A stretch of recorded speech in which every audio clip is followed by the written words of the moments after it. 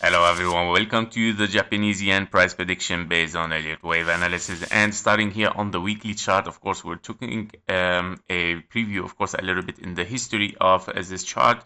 I'm starting here from the December 2011 almost to see what's going on since that time where the Japanese yen has started to move backward in front of the USD. So we have, of course, a big impulse 1, 2, 3, 4, 5 here, as we can see in the top of the 2015, where we have finished a wave 1, or yeah, probably a double 1, 2. This is your first one in a second scenario. So we have finished a first wave 1, and then we got a sharp wave 2 here as an ABC, or yeah, very obvious it is a zigzag, and we got another wave 1, 2, 3, 4, and a 5, finishing an impulse again toward the upside, meaning it has finished probably a zigzag as an ABC, I would say.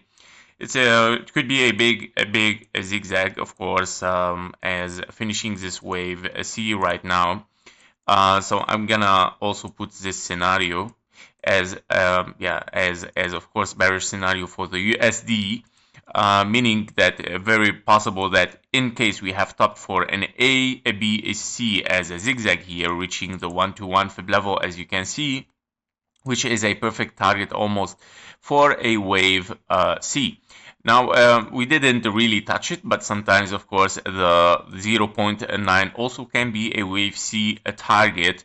And yeah, start to moving probably toward the downside after, of course, having 1, 2, 3, 4, and a 5. Your wave 5 is already an impulse finished and looking here probably for a formation of 1, 2, 3, 4, 5 toward the downside, meaning the Japanese yen might start to get back its healthiness, right? So very, very probably. Now, if we are in a bigger move for the US dollar against the Japanese yen, we are looking probably then at a double 1-2, right? So 1-2, and this might be, of course, another wave 1 in case we have a wave 2 here. So we would like it to reach, of course, these fib level in case we are in double 1-2.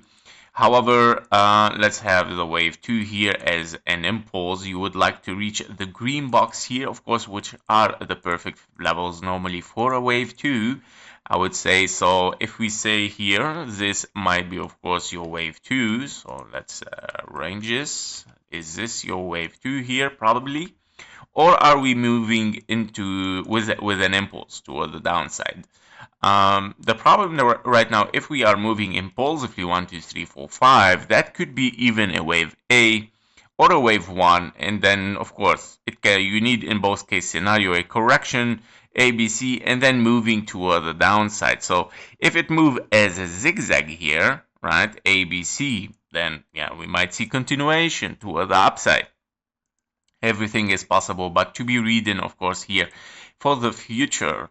Yeah, another scenario, of course, that we are in a bigger 1, 2, 3, 4, 5, meaning if we have here a 1, 2, and then 1, 2, 3, or probably 1, 2, and 1, 2, 3, all right, and then looking for 4 and a 5. So your wave 4 might, of course, extend in time because, of course, your wave 2 here is longer also in time. So we might need the same time for a wave 2, the same for a wave 4, and sometimes much more as double time of your wave 2.